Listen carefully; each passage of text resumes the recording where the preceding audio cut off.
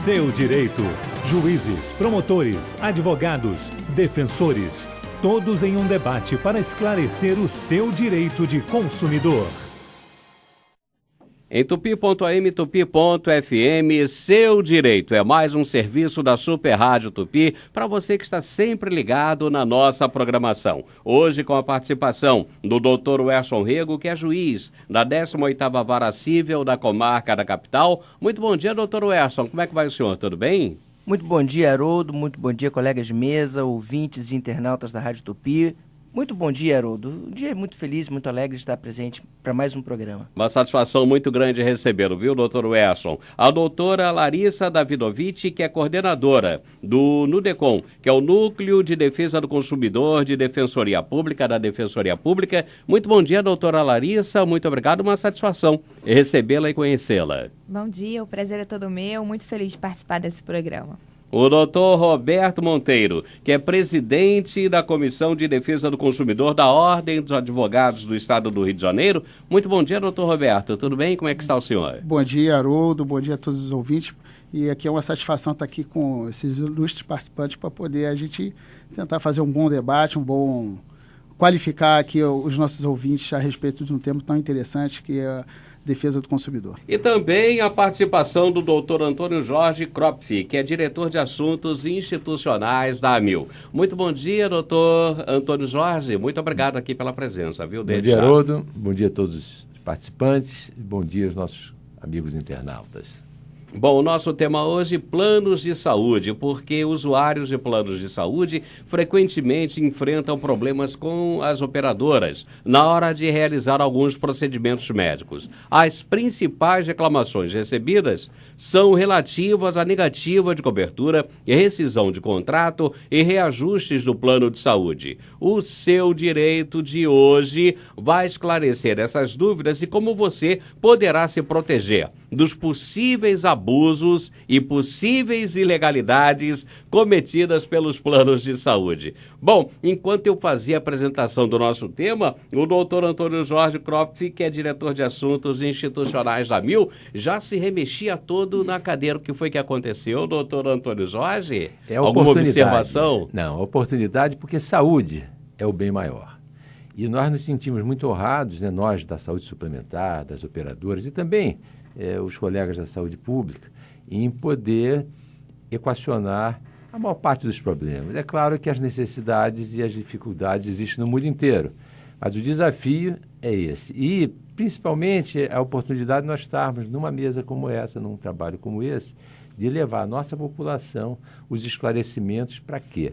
Para que as coisas aconteçam melhor, por um motivo muito simples. O que todos nós queremos é o mesmo objetivo, é servir ao paciente ou a sociedade como um todo. Da melhor maneira possível, Sem não é? dúvida. Agora, doutor Roberto, a gente vê aí no noticiário, pelo menos uma vez por mês, a Agência Nacional de Saúde multando operadoras de plano de saúde por uma série de serviços anunciados ou contratados e que acabam não sendo cumpridos e acabam não sendo oferecidos. O que é feito com o dinheiro dessa multa aplicado a essas multas aplicadas às operadoras de plano de saúde? Esse dinheiro vai para um fundo específico? Qual é o destino desse dinheiro? Olha, o destino, todos os fundos, eles têm amparo legal para destinar esses recursos. E aí alguns requisitos de cada especificidade a respeito do tempo. Grande parte desses fundos destinam em propaganda, em divulgação de elevar o nível de consciência, principalmente nos casos de defesa do consumidor, desses fundos mais específicos, para que possam efetivamente iniciar sugestões, encaminhamentos de elevação de informação ao consumidor em geral. Quer dizer, o dinheiro aplicado e arrecadado através das multas, ele é revertido em serviço de informação de direito do consumidor, também. É isso? Não, aí depende especificamente do que a lei específica daquele fundo ela destina àqueles recursos. E qual é o volume? O senhor tem uma ideia hoje? Eu não tenho ideia de todos esses volumes que são efetivamente, eu não tenho essa ideia. Agora, eu sinceramente tenho visto pouca campanha por parte da ANS, doutora Larissa, trazendo essas informações sobre direito do consumidor. Eu vejo as multas, não é? Eu imaginava que o dinheiro arrecadado fosse realmente aplicado com essa destinação de informar ao cidadão sobre os seus direitos. Mas eu vejo poucas campanhas informativas por parte da ANS. Eu estou vendo pouca televisão, ouvindo pouco rádio e lendo pouco jornal. Não, na verdade, assim, o senhor tocou num ponto fundamental, que é a informação, né? A transparência. Muitas vezes a sensação que a gente fica é essa, o senhor como ouvinte, como leitor dos jornais diários, e, enfim, a gente também passa por essa mesma sensação. Acho que alguma coisa está errada, alguma coisa falhou nesse processo, né? Seja por parte, enfim, da Agência Nacional de Saúde, que em alguns momentos, não obstante seu trabalho de tentar melhorar e aperfeiçoar aí diariamente a sua função, que também não é das mais fáceis, que é de equilibrar e harmonizar esse mercado tão complexo que é o da saúde suplementar, mas muitas vezes nós, do ponto de vista aqui, já falando do consumidor, o beneficiário do plano de saúde, a gente entende que ele fica muitas vezes realmente desinformado. Daí a importância de uma mesa como essa, de um programa como esse, para que a gente possa trazer o maior número de informações para ele, para que ele possa estar ciente exatamente de de todas as suas lesões que ele sofre, e não são poucas, infelizmente, diariamente. Então, a importância da gente estar aqui nesse momento para debater e para esclarecer o maior número de questões possíveis a esse nosso ouvinte, telespectador e beneficiário do plano de saúde. Doutor Werson, eu estou errado nessa minha impressão de que a campanha de esclarecimento ao cidadão, ao quem tem seu plano de saúde, não vem acontecendo no volume que a gente esperava? Não, Haroldo, a sua percepção ela é absolutamente correta. E nós estamos falando hoje, né, aqui nesse debate da Agência Nacional de Saúde Suplementar, que inegavelmente é a que melhor funciona. Imagine as demais. Um dado interessante é que essa multa, como sanção administrativa, ela tem que respeitar todo um procedimento de apuração, de defesa, contraditório, para somente após ela ser, de fato, convertida em recurso, que será transferido para o fundo ou para o agente regulador que a aplicou. E o que a gente percebe, de um modo geral, é que um percentual muito baixo, muito pequeno, do volume de multas aplicadas, efetivamente acaba sendo revertido em benefício desses fundos de defesa do consumidor ou dos operadores, fiscalizadores, dos reguladores do sistema. E o investimento na área de educação e informação também ele é muito reduzido perto daquilo que seria necessário para, de fato, orientar o consumidor. Nós vemos campanhas pontuais, nós vemos campanhas específicas que ajudam a minimizar determinado problema, mas como educação formal ou informação que prepare o consumidor para o mercado, realmente nós estamos muito longe. Será que a lei não prevê um percentual X dos recursos arrecadados com aplicação de multa em informação? Não, como colocou o doutor Roberto Monteiro. Deve haver algo nisso, né? A destinação do fundo, ela é basicamente na maior parte, para campanhas de esclarecimento e informação ao consumidor. Mas são dois fundos, quer dizer, esse fundo ele tem duas fontes de receita. A multa aplicada em juízo, em ações coletivas e que revertem em benefício do fundo, e as decorrentes de aplicações de sanções administrativas por agentes reguladores, por PROCONs, por entidades que integram o Sistema Nacional de Defesa do Consumidor. Então, são fundos distintos e que têm também destinações muito específicas de acordo com a lei que rege cada um deles. Mas, basicamente, os investimentos maiores devem ser na área de informação e educação ao consumidor. A ideia de percentual assim a gente não tem no momento, né, doutor? É a maior parte dos recursos. Praticamente a totalidade dos recursos deve ser investida em campanha de educação e informação ao consumidor. Então, realmente, alô, Agência Nacional de Saúde, vamos botar esse dinheiro para fora, não é?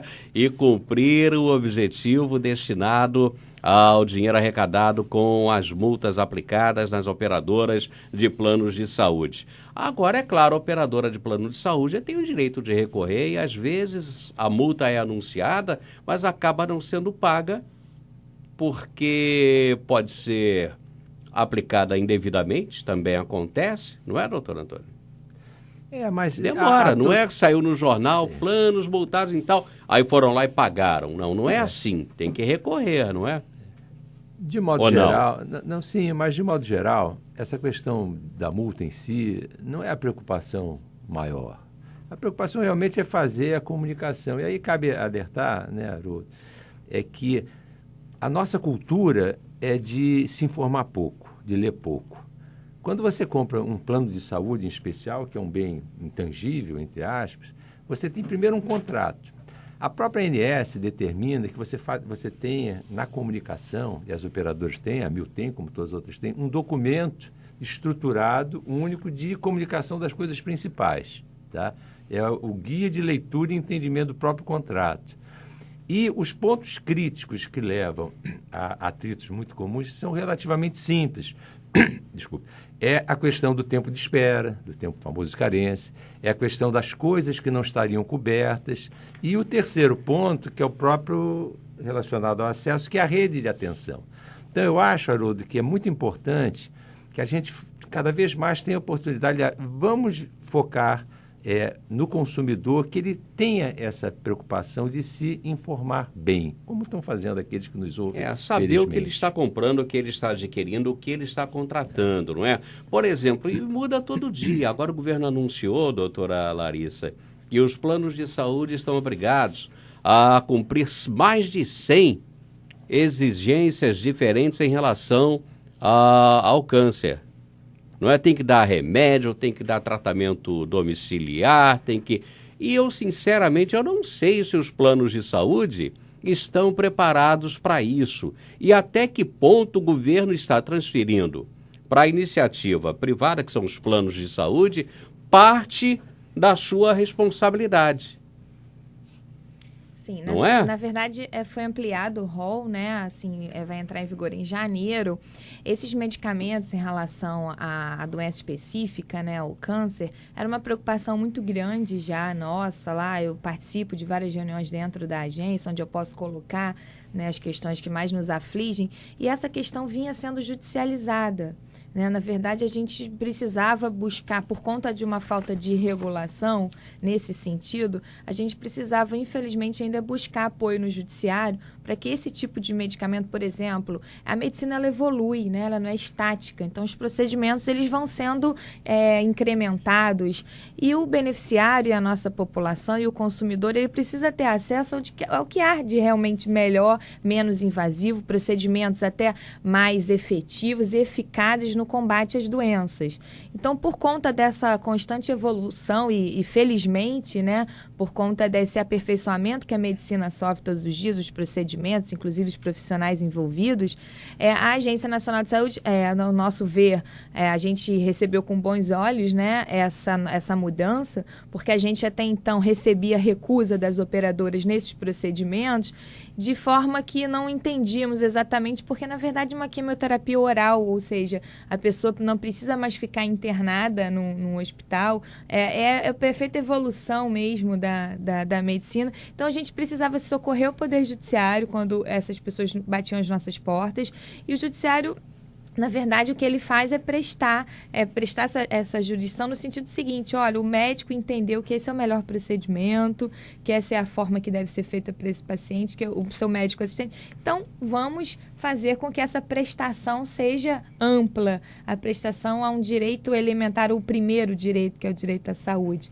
Então, agora, só complementando a fala aqui do nosso colega, que está, enfim, em respeito à informação, o consumidor deve sim se informar. Há uma cultura nesse sentido, de pouco se informar, de pouco ler.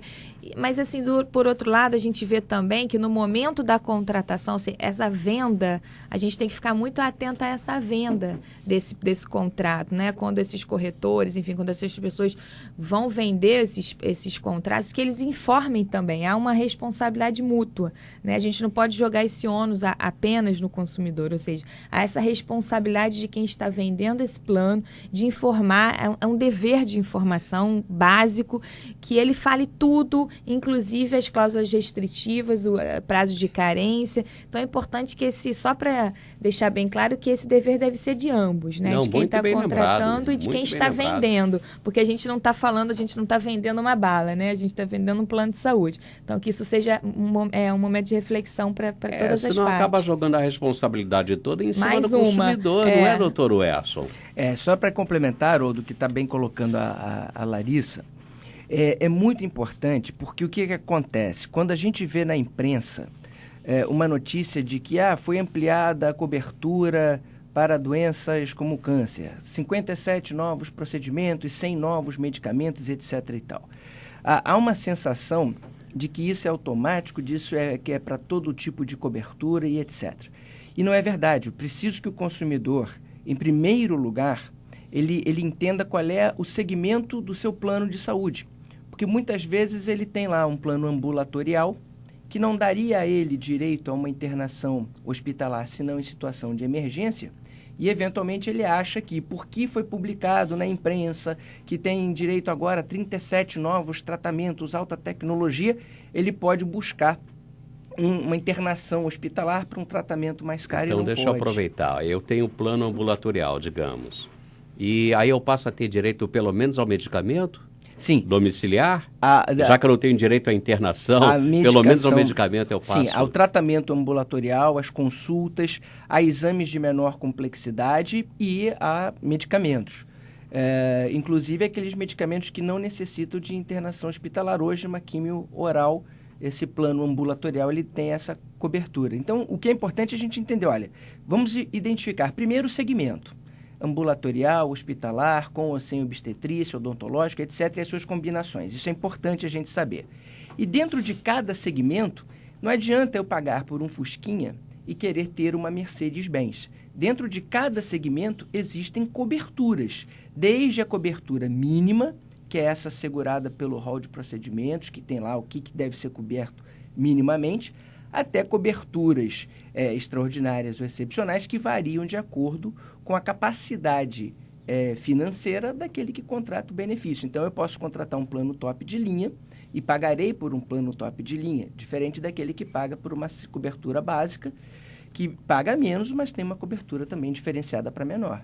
A questão do preço é uma questão também bastante delicada, não é, doutor Antônio Jorge? Porque o ministro da Saúde anunciou essas novas obrigações, digamos assim, dos planos de saúde em relação ao câncer e disse que não pode aumentar o preço do plano. As operadoras não podem aumentar o preço. E as operadoras no plano de saúde teriam dito, olha, tudo bem, a gente vai atender, não é, determinação do Ministério da Saúde, a Agência Nacional de Saúde, a ANS, e a gente não vai reajustar os preços. É possível fazer uma ampliação assim tão grande de serviços de atendimento ao cliente sem um reajustezinho de preço, doutor Antônio Jorge?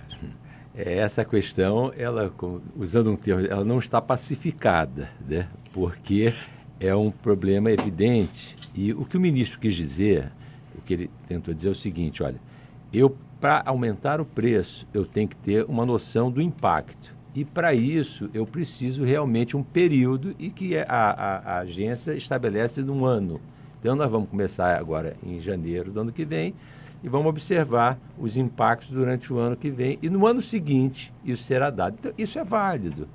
O que acontece de fato é que hoje nós temos uma realidade complexa. Na capacidade das operadoras, em função da sua característica, de administrar e ter viabilidade com isso. Eu volto a dizer, o Brasil é muito diferente, ele é muito grande. É lógico, uma grande operadora, como as grandes operadoras, como a Bio e outras mais, isso é absolutamente administrável. Uma pequena operadora, e aí eu estou me referindo particularmente às regiões não metropolitanas, ao interior, que é Brasil também, ela se sente hoje numa incerteza que é muito pior do que o risco.